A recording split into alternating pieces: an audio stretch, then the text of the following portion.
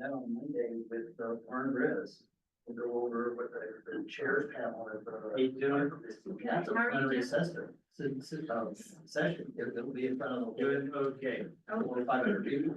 Oh, really? Yes. I think we're just about ready to jump here. Who else is, Turn around. how can you see, tell me real quick, who else I is? see, Doug Davis, online? here, Tim Sullivan, Heather Sackett. Speaking. I'm sorry, Kristen, just a bit louder. We got Doug Davis, Tim Sullivan, and Heather Sackett. Okay. Let me put that so you can see it on that screen. Amy should be on any minute, I would hope. No, question was, are you turning? Oh, no, I don't think Sal has my, And you showed up. okay, Sal, you have my, yeah, that's what we need right there, I think. I'm gonna make it a little And if smaller. Amy's on, then we're probably ready to start. Rebecca, you're gonna join, are you gonna join Zoom and then put your presentation? Yes. Okay, perfect, that's perfect.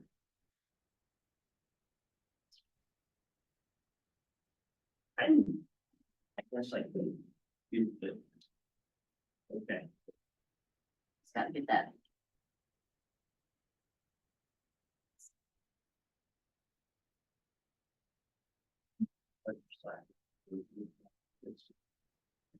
Three different papers. And it's one of those three, I'm not sure journalism. Yeah, just Aspen journalism. okay, so we're just a bit late, which is actually early for us. Because usually we get rolling about 3:15. Here we are at 4 minutes after. Sally has put the agenda up and you can see that it's fairly brief. We're gonna spend a bit of time on Colorado Basin hydrology. I'm gonna make a comment or two to introduce that. Rebecca's gonna be leading that conversation. Just a little bit about the CRUA meeting. We have two people in our midst who were there who can kind of fill us in maybe a bit on that as well. And then we're gonna spend most of our time on where we are on the Colorado River negotiations. And I did send to you in PDF the Bureau's NEPA alternative document. I don't know, I hope some of you, many of you, most of you had a chance to memorize that. But we're gonna kind of step through that. The situation is a bit fluid since the release of that document. There have been developments. Fortunately for us, we have Amy Ostdyke with us today. And so I'm gonna kind of go through the baseline of what each of those alternatives are and what they mean, and she's gonna correct any errors that I make, factual or philosophical. And then she's gonna kind of give us an update of past, post baseline kind of things that are going on. Okay, so Amy, thanks for joining. In addition, we have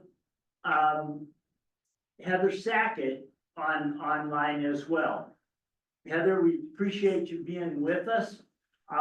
She's listening in today, so that means that I have to minimize the profanity, I guess.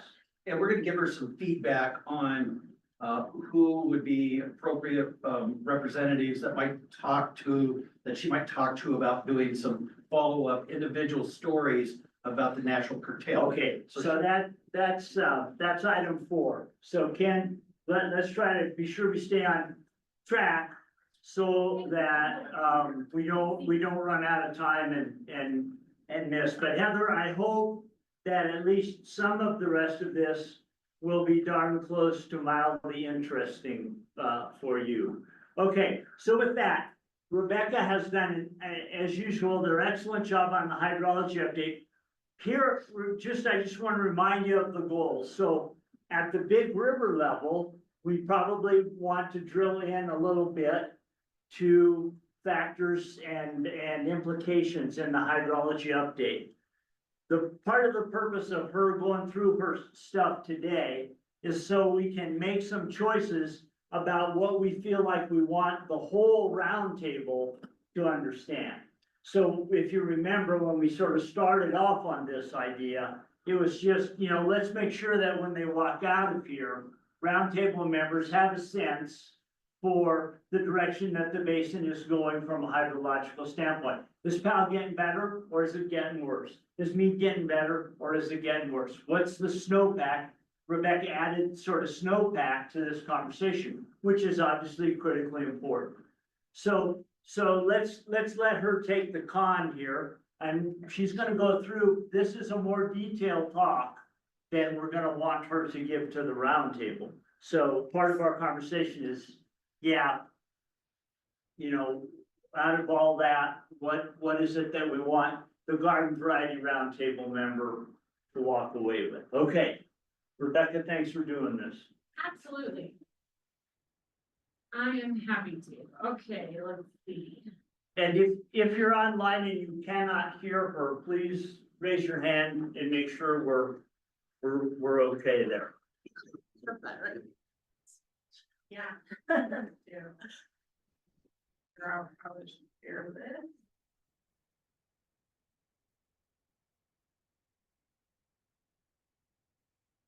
Okay, so, so as just said, I kind of compiled a bunch of slides and, kind of focused on, the Colorado River Basin does a hydrology update at every single one of their, basin roundtable meetings. And so I was kind of trying to channel what updates they're giving. Kind of put in a bunch of information, and I think we can decide what's relevant for the whole basin roundtable. And another piece, I'd be happy to put these slides together for every basin roundtable meeting with all of the data, and then just have it available for people if they want to look at it, but maybe we only talk about 2 things or something more simplified. But it's really easy for me to put these together. So this first one is just snow water equivalent, where we're looking as of January 2nd. Not too bad up in the Yampa White, sitting in the mid 90s for snow water equivalent. Had kind of a not such a great December until kind of the later part of the month, but started off pretty well in November. And so there's a lot of uncertainty going into what's going to happen next, but that's where we are right now. Okay, so just interrupt. Yeah. My vote would be that a slide like this is included for the roundtable. I think it's a great, easy look at where we are. Great. And I put links to all of these at the bottom so people can always go and look for themselves at whatever time that they're interested. This one is really only relevant for the January. Well, it's relevant all year round, but it would maybe only be a January share because this is a Colorado River Basin Forecast Center data map, and it shows soil moisture, but they only put out a new version of this every November. So it's not updated very often, just annually. But it gives you a good look at kind of from the previous year to this year, kind of that going into the runoff season in the spring, are we going to be really behind on soil moisture or not? It doesn't show the whole basin. It's kind of just looking at those headwaters areas. But looking at this, we're in the 70-90% in the upper Yampa area, a little lower than that in the white. Not super great, but again, and this is something that I'm happy to just put in slides in January, but not maybe discuss. What is the methodology used to make these determinations? That's a really good question. I have to ask our tech guy DK on that one. Yeah, I mean, Because I don't know yeah, I'm what not sure they're using. if it's an actual measurement from a station or if it's some No, it's extrapolation of. model data. And what I wanted to pitch in to say is not just yet, but soon. We got funding from this group and the River District. We do have a Yampa Basin soil moisture network that's being installed. So we will be able to get more actual station data readings from for soil moisture. It'd be interesting to compare with the model data that this is. So I can't promise when we'll have had enough baseline data to be able to do this kind of percent of average, but it's coming and will be more accurate than this for the AMPA. Thanks, Tim. Okay, so And, my vote would be that during the meeting, during the Big River, we get whatever updates we can here. And if you want to include that in the meeting packet, fine. But I think I would go right to Powell and Mead. Sounds good. And then this is, as it updates, just one other representation of the snow water equivalent, so, you know, it's not necessarily showing different information than what that other one is showing. It's just, you know, that profile over time, and I put in a few previous years. You know, the top line is the maximum snow water equivalent over time, and that red is the bottom. Well, we can scrape it on the, look at the bottom. So we're the black line, so we're kind of right below average, and then that yellow line, or sorry, the orange line is 2024, so we're better off than last year. But if you remember last year, we got a big spike in January. And then that purple is 2023, so we're kind of between 2023 and 2024 at this point. Or, yeah. Gives you some idea.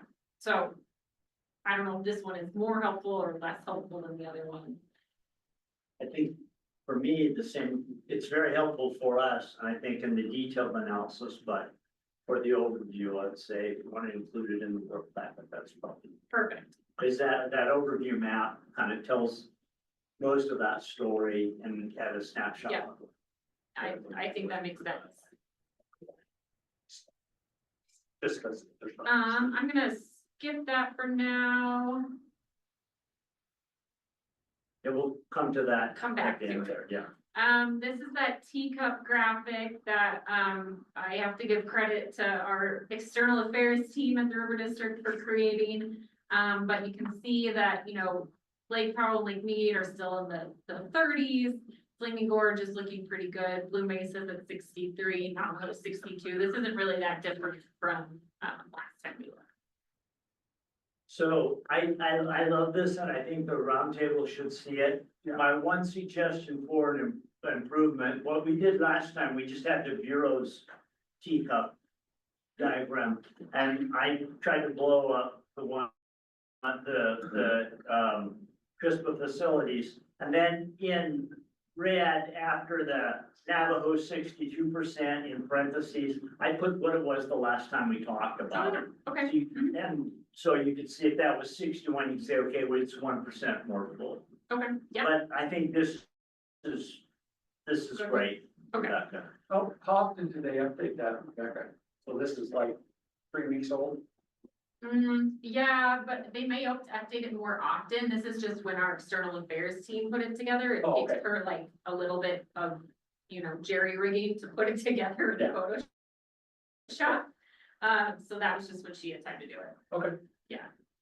Is it easy to add a number to Oh, that? yeah. Okay, I think the hard part is getting the water level of the teacup. yeah. Yeah, no kid. Okay, perfect. Good.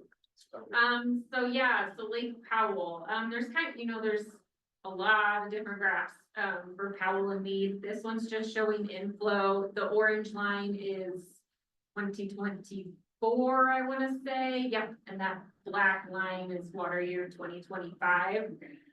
So not a whole lot different than where we were last year at this time. Yeah, I'm not sure. It's nice to know that they're sort of the same. If we Yeah. can do that quickly, then Okay. This is really kind of the same chart, different lines. Green line is 2025, black line is, sorry, last year, I think. Got a Zoom thing. Or that black line's average, excuse me. Blue line is 2024. So It's just from a different source is the reason that there's a difference. I would say if we're gonna use the previous one, we probably don't need this. Okay. one. Perfect. Sorry, this is Lake Powell total outflows, I can go over this really quickly, essentially the same thing, we're pretty much where we were last year. So they don't, it's not a straight line, the releases vary constantly, it looks like. I didn't realize that. Yeah, and I don't know a lot about how they do releases, we probably have to ask Amy about that one, so I don't know how that jumped. Oh, Hey, Amy? Yeah, I'm sorry, I missed the question. Say it again. Well, the question is, why does it look like teeth? You know, why are there those dips in the curve? Do they actually limit the release, or is it just accounting? Yeah, so I don't know if I can answer the question precisely, but what I would say is that, there are different rules and guidelines for PAL releases. Of course, on the annual level, we have those same guidelines, but on a daily level, they are the framework for that is the LTEMP long-term experimental and management plan. I think I'm getting the acronym right.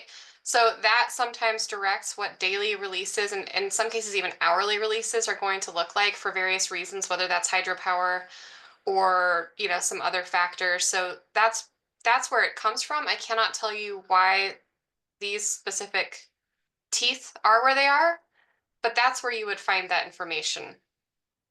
Okay, thanks. Yeah, I mean, again, it shows that this year's mapping pretty well, and if we can do it quickly, I mean, we're talking at the roundtable level about 3 or 4 minutes total, so. Yeah, so I think based on that, then this slide I can probably take out. Okay. If it's just the same thing for outflows. This one is kind of dependent, this is basically showing the 24 month forecast.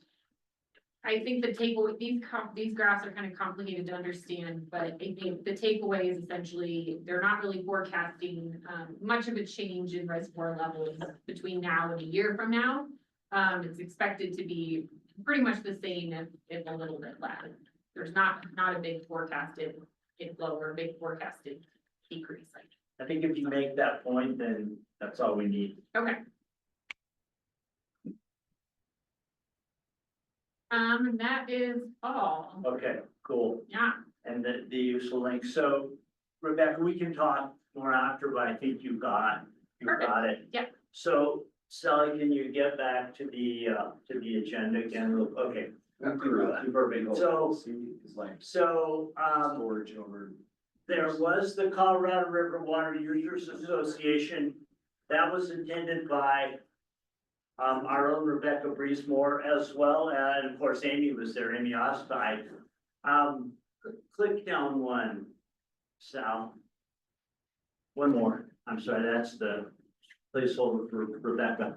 So the things that I read about it were that it was described as sort of tense and frosty, the relationship, especially between the basins. Some of the key indicators that it's not going great in our little family are that usually there's a 1-day pre-meeting with all the basins. Yeah. And that's usually organized by the Arizona folks, and the Nevada folks, and they didn't organize that. So there wasn't a pre-meeting for getting everything together, and also there's usually a joint panel, which there was not. Now, Amy and I were talking about this a couple weeks ago, and I can let her speak, but I think because the NEPA document which came out that has the 5 alternatives we're gonna talk about, none of those mapped very closely to either basin's proposal, but especially not very closely to the lower basin. Yeah. I think that sort of set those people back on their heels. And that's kind of, I think, one of the reasons why maybe politically, it seemed kind of charged. So with that, Amy, why don't you give us your perspective real quick, and then we'll go to Rebecca. Yeah, I think I would echo what you said. It certainly had a slightly different feel, certainly a bit of tension, I'll just say it. But I think I'm trying to enter the new year with some optimism. I think you're exactly right, Jeff, that it was kind of an awkward time with that matrix of alternatives coming out and everyone kind of trying to digest that and what it means and where we're going. But I think that we were kind of in a time of digesting that information, understanding what our next steps are, and also, facing the reality that we have a new federal administration coming in. So there's a lot of uncertainty right now about exactly how things are going to go, but I think we're trying to focus on what we have control over, which is trying to get the basin states back together. And so coming out of CRUA, going into 2025, we've really been trying to refocus on how do we reinitiate those discussions with the information we have now? How do we start trying to find some topics for discussion, some areas that we can talk about, and trying to make some progress there with the kind of looming reality that there is some uncertainty on the federal level. So I don't know if I added much of substance. I think you got it right, Jeff, but that's kind of where we are today. Okay, Rebecca, did you have any observations you wanted to add to that? Yeah, I think Amy hit it right, that's pretty much what I was gonna say too. It definitely was tense and there's a lot of uncertainty with the change in administration. The only thing I would add, since it was my first time going to CRUA, something that I realized is just how important messaging is and how difficult messaging is. I had never really heard the lower basin's perspective. And in my PowerPoint, there's links to actually the presentations that the lower basin gave and the upper basin gave. And I really do recommend listening to them because I think they're eye-opening. But I had never heard the lower basin's perspective, and I realized how easy it is for them because all they have to say is, we just want everyone to participate in conservation. But that's not the whole story, right? The whole story is that we take shortages every single year. And so they have that really easy messaging line of we just want the upper basin to help.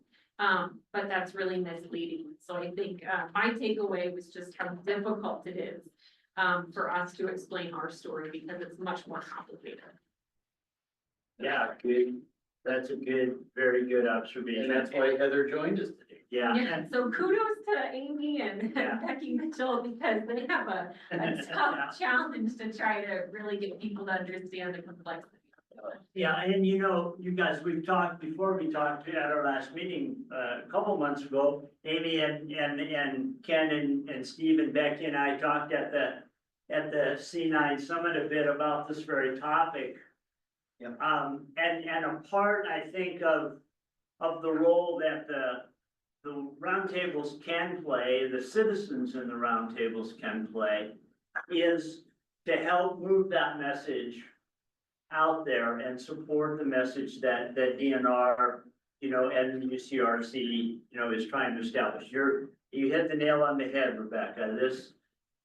They've got PBS, they've got NPR, they've got 60 Minutes, they've got Newsweek. We have the Sun Times and whatever that paper, the Steamboat Pilot and whatever Rio Grande, And Aspen Journalism. we have Aspen Journalism. That's our one nuclear weapon in this whole arsenal is Aspen Journalism. Good, okay. All right, so let's, in the interest of time, about 20 minutes on what is in that document. Just a reminder, you've seen these slides 100 times, sorry, but they're kind of Amy's. The Bureau finished analyzing both basin proposals.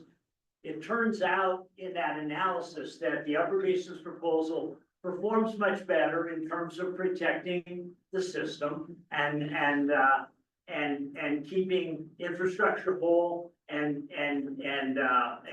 making sure that everyone gets the water, that doesn't optimally shares out the water. The lower basin proposal, the lower division proposals on your left.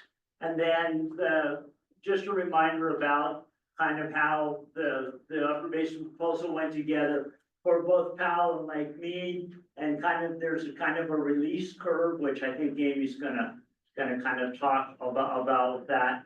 The big differences in those two, just as a reminder, is that one big difference is that the lower division proposes to use system contents, not the contents of Powell and Mead, but the contents of all CRISPA facilities.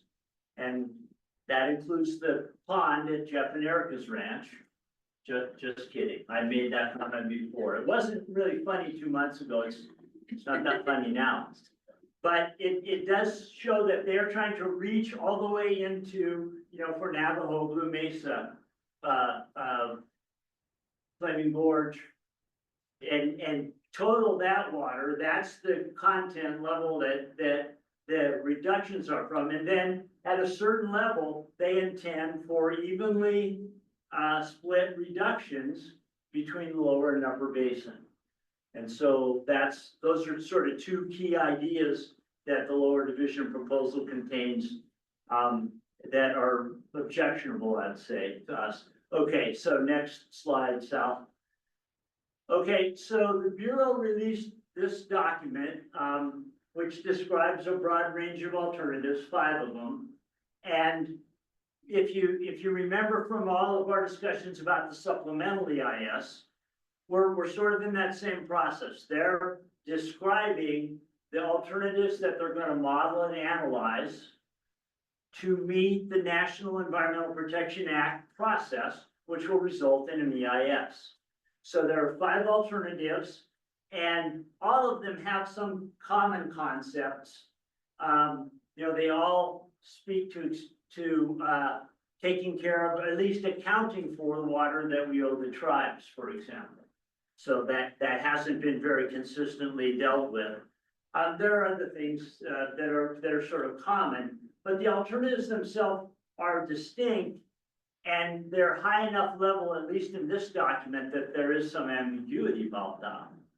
And so Amy and her team have spent a lot of time sort of trying to read between the lines and talk to the people they know and get as much detail as they can. As I mentioned before, none of the alternatives map very closely to either the lower basin or the upper basin's proposals submitted for the summer deadline. Okay, so the first alternative, because it's part of the NEPA process, is the no action one. Go ahead, Sal. Now, it says right in their document that the no action alternative, although it's required for their analysis, does not meet the purpose and need that they're undertaking this analysis for. So we can't keep doing what we're doing and meet the purpose and need as defined. That's why I was saying, when I was talking with Amy the other day, I said, well, it's kind of a non-starter. And she said, but wait, it's not that hard to imagine circumstances in which the no action alternative this time in this analysis, and that might actually be the thing that we're left with for some indefined period of time. So just imagine that, the Bureau comes up with their proposal, and someone, most likely not in our basin, doesn't like it and says, no, we're not doing that, and we're going to sue. So litigation starts, and then they get a stay for the implementation. Then we're left with the no action alternative. Of course, that very much favors the lower basin. So I think that's a risk for us. It includes releases of about 8.23 million acre feet with just a few exceptions. The lower basin shortages are limited to 600,000 acre feet, which isn't nearly enough, as we know. So that's why it's a worry. Okay, that's the no action alternative. The next one is kind of the only other one that I will highlight.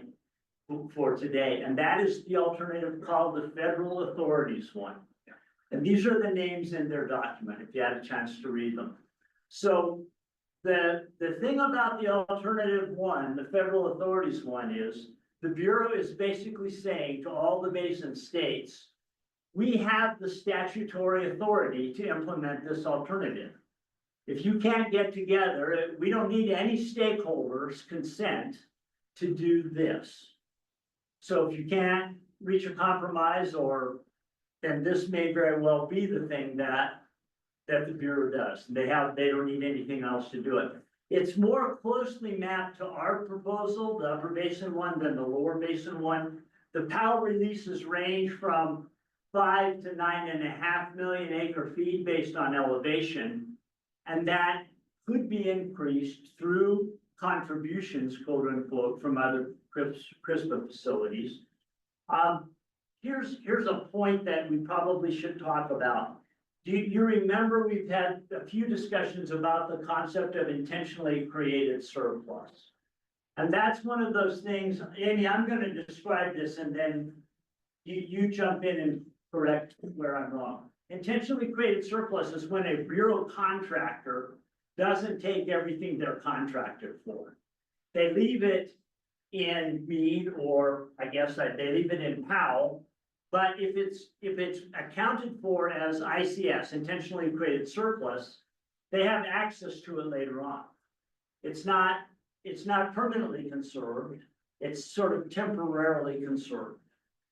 So what this alternative says is any intentionally conserved surplus is going to be honored, but there won't be any new ones created. No, that idea of intentionally created surplus based on some new delivery or storage idea is not going to happen. Okay, Aim, how did I do? You did okay. I have just a few nuances to add. One is ICS is created in Lake Mead, not in Lake Powell, and I think it's really, really important to maintain that distinction of, the lower basin should not have ICS accounts in Lake Powell, only Lake Mead. And the other thing I'll say is that, one way to think about ICS, just like you said, Jeff, it's a water banking program. You hear the lower basin talk about it as conservation, and I think it's more accurate to say it's water banking. It's storing water in Lake Mead for later use. And the concept is that a lower basin contractor is not taking its full amount out of Mead, but here's the thing. There are a lot of different types of ICS. One of them is tributary ICS. So essentially a lower basin contractor can switch from main stem supplies to tributary supplies, bank that water in Lake Mead, and then take it out later. So I think that the idea of, what is that contractor entitled to? And then, very quickly you go down rabbit holes in the 1922 compact about what is the Colorado River system. Oh, it turns out it includes tributaries, right? So how are they getting credit for using tributary water and not main stem water, and then being able to pull that water out later? And there are also some situations where they are getting credits in Lake Mead for conservation activities that we believe may not have a clear line to reduce deliveries out of Mead, if that makes sense. So those are the types of things that going forward we really want to understand better and frankly clean up in a post-2026 world. And I also want to be very clear that, the existing agreements we have that are what define ICS, that's the 07 guidelines, and also the drought contingency plan adds to it and creates additional types of ICS. Those direct that certain, that ICS can be pulled out beyond 2026. Those are parts of those agreements that go beyond 2026 when a lot of the other components expire. So that ability exists under those agreements, if that makes sense. So there is this question of, well, they have this ICS that they can pull out in certain circumstances for the next however many years, depending on the type of ICS, but that is there, but there's a distinction between that and creating new ICS into the future. Okay. Good, and thanks for that, especially for that distinction between Powell and Mead. That I never understood that until you said it just now, so that's really good. Okay, last point on this, they reference explicit accounting of tribal waters, and that is the last talking point in every single one of these alternatives, as I had mentioned before. Okay, we're not really going to spend a lot of time on the other three. If you want to go real quick, this thing is called authorities hybrid. Jeff, could I ask a quick, question on this one? Yeah. Real quick, please? Amy, you know, one of the things that we've talked about the last year is using actual hydrologic measurement, the actual snow measurements, snow supply, available in the upper basin. Is that, inferred in this through Powell elevation, or where is that as far as, in the actual discussions about the language that would go in here? Is that measurement of our snowpack and our actual water supply, is that in any of these calculations? The short answer is, just to kind of put this all in context, we have about 5 bullet points on each of these alternatives right now. That's what we have. That's what we know. So there's a lot of uncertainty about how they would actually operate. For the federal authorities one, I believe it actually states that the rule curve at Powell is based on Powell storage. So that's the metric here. But again, we just don't have a lot of detail about what that actually means or how it would work for any of these alternatives. Thank you. Okay, so just going on to the hybrid, and then sort of, adding to Amy's answer, Ken, I think all of these alternatives are still based on a release curve. So they're all still based on some combination of Powell mean elevation and the volume and some include the volume in the rest of the system. So they're kind of actual, this is the water that we have on a certain date. They don't really make use of, a lot more data. Well, did equalization exist before the 2007 interim guidelines? Because I'm hearing equalization between Powell and Meade as one of the criteria, and I didn't know that was part of the compact, or is that part of the operating agreement that's been used for a long time? Or is this just a carryover from the 2007 guidelines? Amy, I think Equalization. you're in a Oh, better sorry. spot. Sorry, How what long was has equalization existed? I didn't hear exactly what you said, Jeff, but I think this is a carryover from the 07 guidelines. This concept of equalization did not exist in the same, it certainly does not exist in the compact, which actually does not say anything about Powell and Meade operations at all. And the, pre-07 guidelines world was, I guess the determination of the Powell release is a bit more complicated. But this concept of equalization that you see here, I believe, is carried forward from the 07 guidelines. Right. So this alternative is the closest probably to including some of Ken's question. It's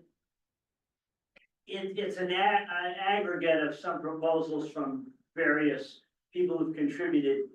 It includes Powell and Meade elevations, a 10-year average hydrology update, which wouldn't really be based on any current snowpack, but on hydrology, and then the deliveries to the lower basin. So the uncertainty, or one of the unknowns in here, is that idea of new delivery and storage mechanisms like federal and non-federal storage pools. So it's another way of, it includes another way of accounting for conservation.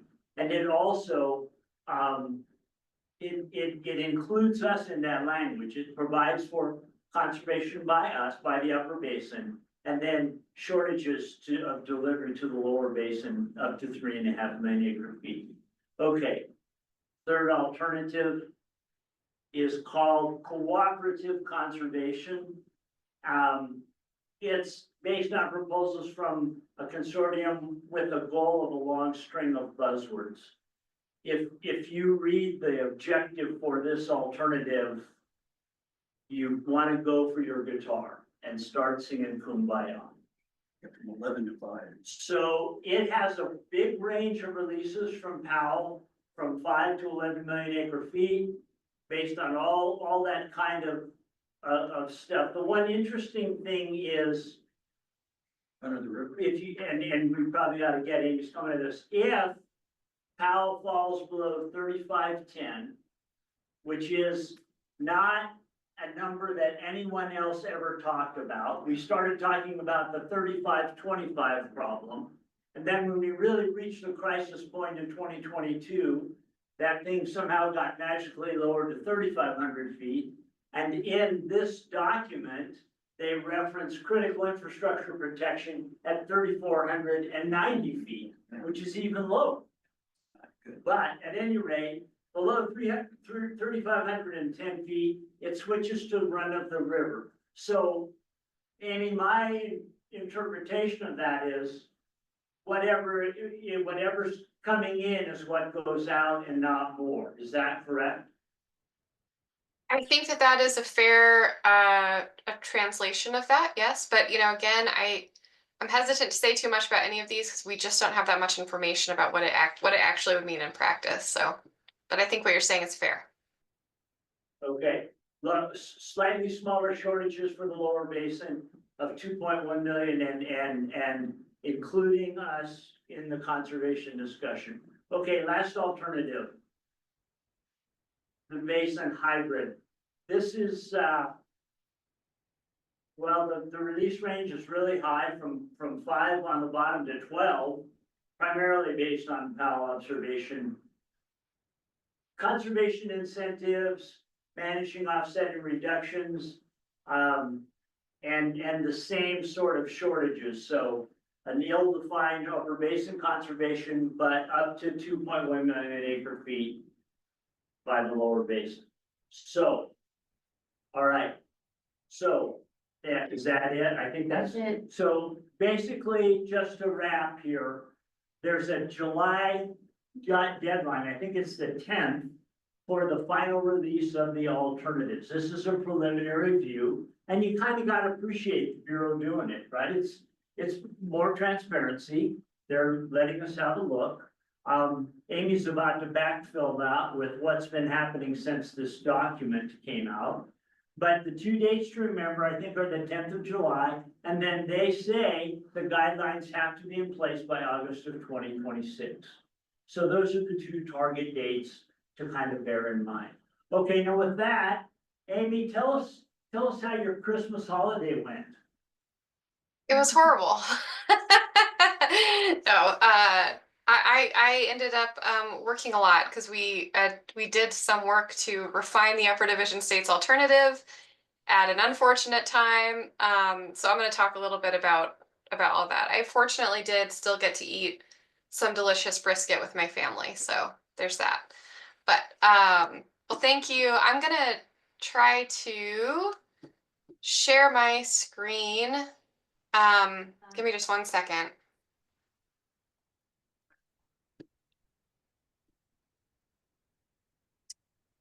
Share. Okay.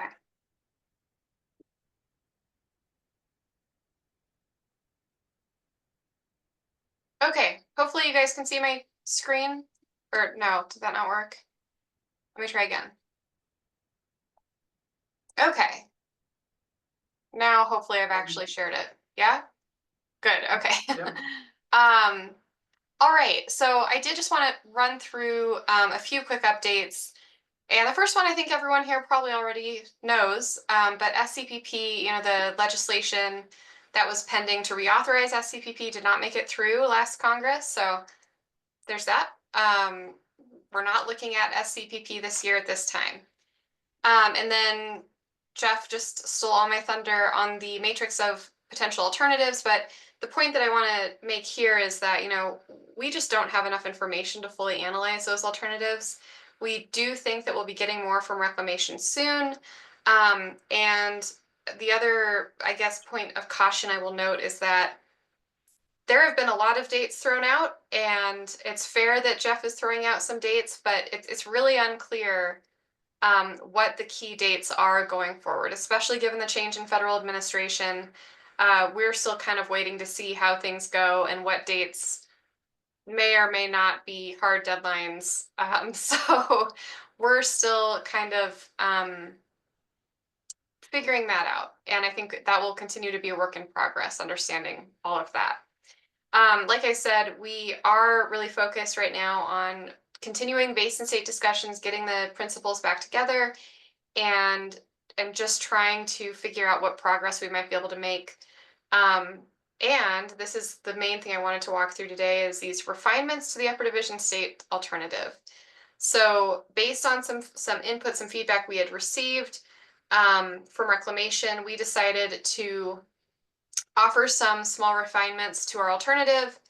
I think the thing I want to be very clear about is that the alternative remains the same in essence, and that it's a supply-driven approach. It is based on actual hydrology, and the tweaks that we are making are relatively minor, but meant to improve the performance of our alternative. So the first thing I want to go over is the refined Lake Powell release curve that we have put forward.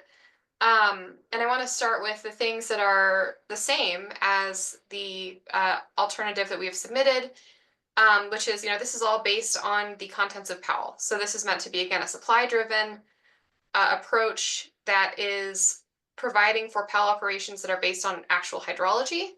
And we use Powell elevation as an indicator of what that hydrology is. So you have a rule curve. I know that this kind of makes it look like there are tiers, but there are not. This is just a straight rule curve. And here are the only real differences, the key differences here.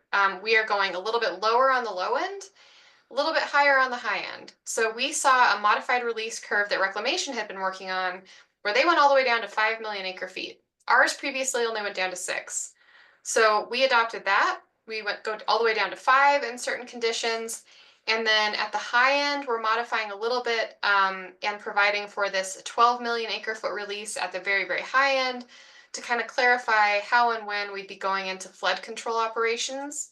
So in terms of performance, essentially this is meant to, well, let me just back up and say the upper division states alternative performed the best out of all of them. We know that.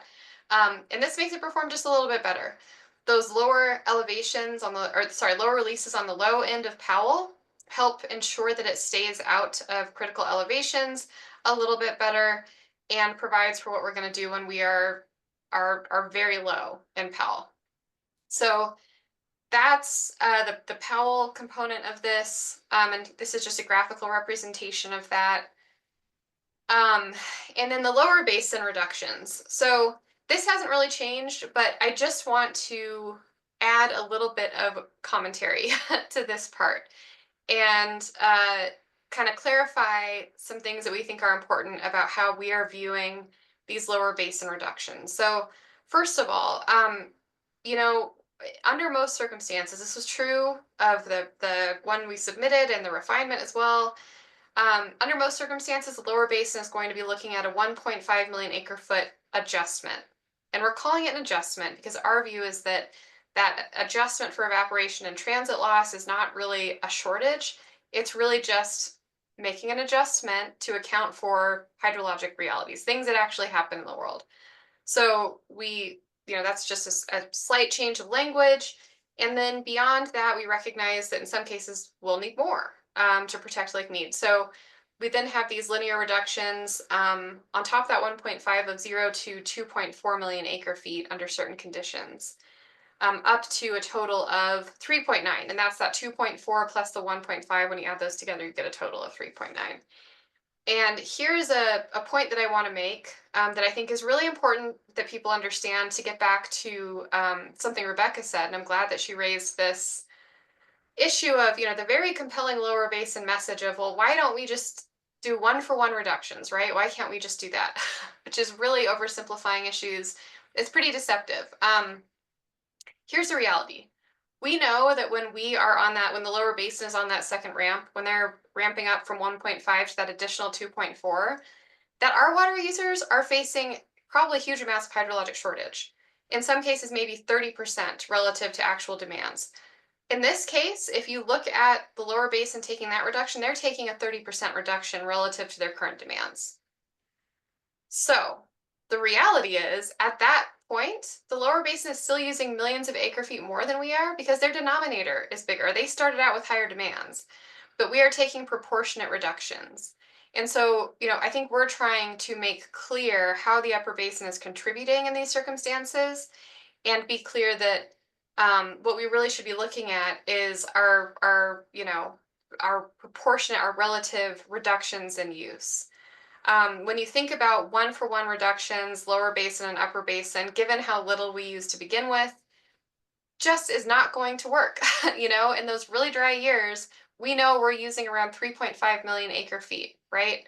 We're already cut back. You all have heard me say this. I don't need to harp on it anymore, but I'm just trying to highlight how we're working on kind of changing the narrative around what we are putting on the table.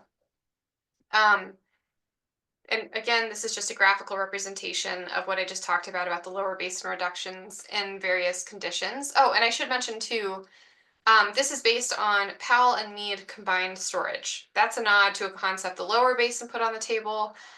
We're very uncomfortable with any of this being dictated by the upstream initial units. We're very hesitant to pull those into any of this. But as a compromise, we're willing to consider Powell and Mead contents in determining what lower basin reduction should be. And we think that's kind of a middle ground between looking at the quote unquote whole system, which in the lower basin's mind somehow includes upstream initial units, but not tributaries. I don't understand that math. At any rate, we think this is a good compromise to include both of those in determining lower basin reductions. Okay, the last thing I want to talk about is the parallel activities concept. You all are familiar with this, and what I want to be clear about here is that the refinements to the upper division state alternative did not put anything new on the table. We didn't commit to anything more than we already have in terms of parallel activities. What we are trying to do, though, is give reclamation a reasonable range of what that might be. So what we don't want, maybe I should start there, is reclamation modeling or analyzing our alternative and making certain assumptions about how much they think we can conserve in the upper basin. Because we know that those concepts of what people think we are able to conserve in various hydrologies tend to be very unrealistic. We know what we conserve through SCPP. It's not a whole lot. It was a lot for us, but it's not a whole lot relative to what other people might think we can or should do.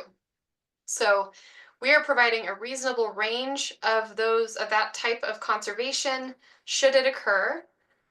We're also including a reasonable range, packaged in with that, of tribal forbearance. The Bureau of Reclamation has kind of opened the door to consideration of accounting for tribal water that is not used. So we're kind of saying, okay, if you throw that in and include that, what would that actually look like? We still have the concept of strategic releases from upstream initial units with recovery. But all this still, and again, this is important, would be subject to separate agreements. So reclamation can model a reasonable range of potential conservation measures that we might undertake if our upper division states alternative is accepted as the preferred alternative. But even if we were to move forward with all this in the future, it would be subject to future agreements outside the scope of the post-2026 framework, because that's really about the operations of Powell and Mead. It's not about how exactly we're going to conserve water if we choose to do that in the upper basin.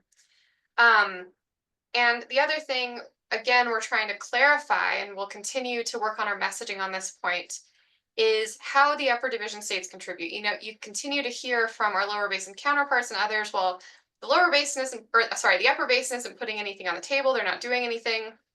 So we're trying to make clear in our alternative refinements and just generally that when the lower basin is on that lower ramp, and by lower ramp, I mean when they're taking reductions beyond that 1.5 million acre foot adjustment, we are also taking hydrologic shortage, and we should get credit for that. We should be accounting for that on a one-to-one basis as the lower basin is taking reductions. And then, to the extent, again, we engage in these parallel activities, whether through conservation measures or these strategic releases from upstream initial units, we can talk about how that water will be accounted for and potentially released at some point from Lake Powell. So we're just trying to be a little bit clearer about how we're contributing, the hydrologic shortage component of it, and how all of this kind of fits together with our alternative. So I think, let me see. Yep, that is all I have. I know there was a lot of information there. Happy to take any questions that you all might have. So questions for Amy. I know that was kind of a dash. And, you know, Amy, in particular, the thing that you said that I think is so important for citizens in Colorado to understand is the way that we talk about hydrologic shortages being proportional to those in the lower basin. And you have a method for the way you've computed that, and, you know, it's really irrefutable. And I think that has to get to be part of our story. You know, that we, in the Yampa White, we talk about natural curtailment. I don't know if that's a phrase that is ever gonna catch on, but the hydrologic shortage idea that you've described, you know, that just has to be part of that story. And I like the fact that you're accounting for all of the, or your proposal talks about accounting for our underuse of our entitlement. Oh, Tim, did you have your hand raised? Sorry, I can't. No, I just raised it. Just Go ahead, Tim. a quick question, Amy. What is the strategy of refining the lower division, I mean, upper division alternative if it's not on the table at the moment with the Bureau? Or is it in some way on the table? They're just not going to analyze it in their alternatives that they do as part of NEPA? Yeah, so I guess what I would say to that is we don't know what's on the table in their NEPA analysis yet. We have a matrix of alternatives that they have put out, but they haven't not necessarily been clear about how those might be shaped into the alternatives analysis in the draft EIS. So what we have heard from Reclamation is, you know, maybe there are some things that they would like to see more of or additional detail about. That modified Pell release curve, like I said, was based on their own modeling. And so we think that they might be more likely to see that favorably than the release curve that we previously provided. And we think there is still time for them to analyze that in the NEPA process. So it's sort of not unthinkable that a refined upper division proposal that has some of those key elements in it that you know the Bureau's looking for, and a refined lower division proposal might become substitutes for one of the 5 alternatives. Or maybe in addition to. You know, I've learned to not predict what Reclamation might do or speak for them, but I think it's yet to be seen how they would go about analyzing that. So I'm not going to speculate, but the idea is that hopefully seeing these refinements will make them more likely to meaningfully analyze the alternative in some way. Okay, because I mean, they reached out, right? They ruined your Christmas, so they must be anticipating some result. Again, I don't want to speak for Reclamation. I don't know what exactly they're thinking is or what they'll do with it, but we're trying to do our best on the things we can control. Okay. Doug, go ahead. So I just wanted to make a few quick comments, Amy, and you guys are doing great. I personally think you guys are doing great. You know, we went down there to the tour down the South Bay, you know, the South America, I call it, Los Angeles, and seen all that stuff. You know, the big talking points to me, you know, we need to make sure we need to get rid of the equalization, that thing. And evidently, I hear that, you know, we were the ones that instilled that we wanted to have that happen. Well, that's been a down killer for us. And they just drained it out of Lake Powell and drained it into Lake Mead, and then they used it. And the same CRISP releases, boy, you guys just we just need to keep battling not to have those CRISP releases being part of the solution. if they're part of the solution, we need to limit how much they are. And, and make sure that, you can't drain them more than 25% or something like that to solve a lower basin problem. So, but you guys are doing great, and I really appreciate all of what's happening. Thank you. Thank you so much for the kind words. I appreciate it. Yeah, so Amy and her team, these people are really working their asses off. And we can't say enough about how much help that's going to be in protecting the precious resource of West Slope water. Well, Colorado water, really, because that includes TMDs that make use of Colorado River. Okay, in just a little bit of the time we have left, can you help us sort of think through, and maybe Heather can speak to ideas that she has or what she might need in her project? Yeah, we just want some quick feedback from anybody and everybody. We talked about the original natural curtailment article that Jeff wrote for us. And that was a general comment on the concept. But we know that there are specific examples. I mean, Jeff had a hard enough time getting 500 words out of the first try without including any specific examples. So we thought that there were a series of from ag and recreation, environment, other water users that can tell a story about the natural shortages that they take, whether they're on a tributary or because of curtailment on the river under administration, that they have received less than the water right that they received or that they were entitled to. So do you have, we talked about some of the ranchers that might be able to tell contrasting stories about that.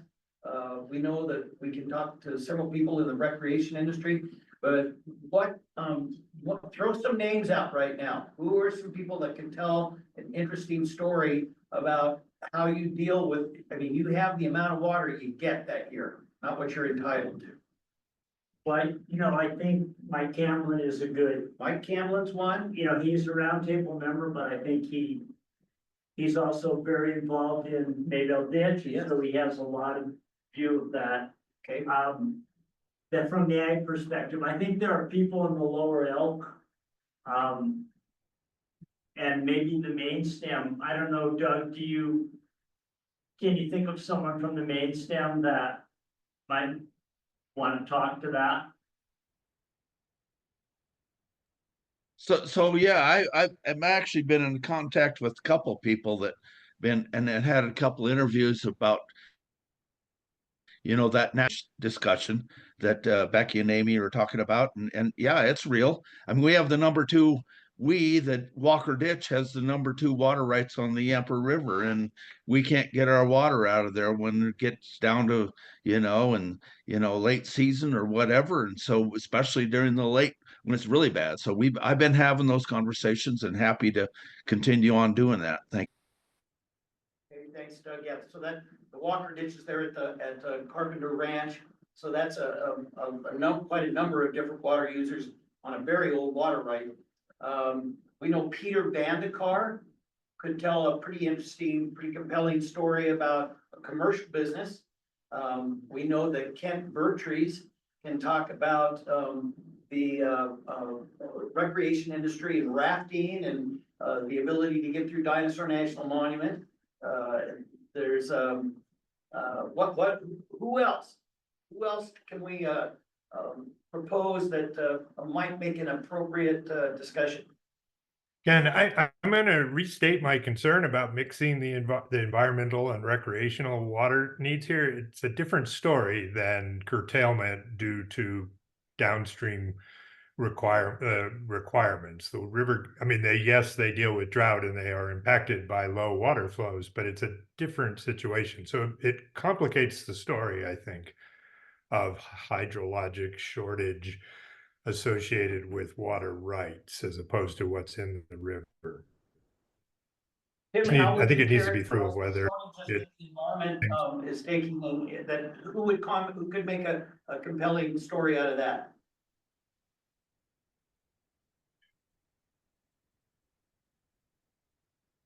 about, excuse me, a compelling story about what? About what happens when you're About- short on, in, About how the drought is influencing the environment and the environmental work that's being done by your group and many others. my question is that a part of the same story that we're talking about in terms of upper and lower basin usages of water? That's my only point. I think it's a different story. Yes, there's lots of stories we tell about impacts of drought, but it's not what you're trying to tell when you're talking about foregoing ability to use water for agriculture in particular as part of this discussion between upper and lower basin. yeah, Unless I I'm- take your meaning. Tim, I think you're exactly right, actually, and that's a bit of a different, it's a real implication of hydrologic shortage, but not something that maybe is in focus with the rest of what Heather might be trying to get to, or we might be hoping she gets to. So Steve, go ahead. Yeah, so on the White River, which we haven't talked about, but I think for Wonka Water Conservation District, they have the only hydropower. And they've been on call. Since they declared to call, they weren't getting the water. Right. Before that, I think. Yeah. I think Alden represents them. Yeah. I think he does it very well. I think he would be a good point of contact just to talk about that M&I and, you know, they get city water and whatever else out of there too. I think that would be a compelling interview. I do too. That's a good one and we haven't talked about the White River. And that's a good example of the White River now basically being under administration full-time and the impact it's having basin-wide, all because Ray's just trying to operate their hydroelectric plant. And they have to put the river under administration to be able to do that most of the year. So what are the next steps here then? We need to wrap this up so Heather can get the microphone here. What are the next steps? Ken, are you compiling a list that you're going to submit? I will follow up with Heather. And she's been listening all to the conversation, so she'll probably have a few questions for me and I'll make up some answers and hopefully she'll show some interest in trying to follow through with some type of an article that further defines the impact that it's the natural shortages that we take almost annually due to just an inadequate snowpack that's changed a lot and the change in the timing and volume of water that we see in the runoff. Okay. Heather, do you have any comment for us before we close up here? No, I don't think so. I'll just follow up with Ken and yeah, I'd love to talk to some water users who are experiencing natural curtailment and just get their stories, hopefully maybe go out on a field trip to their ranch and kind of just learn about what's going on. So yeah, thanks. Okay. Thank you, Heather. Thanks for being with us. We really appreciate your time and your efforts. Okay, I think we're gonna call it. We kind of have our next steps.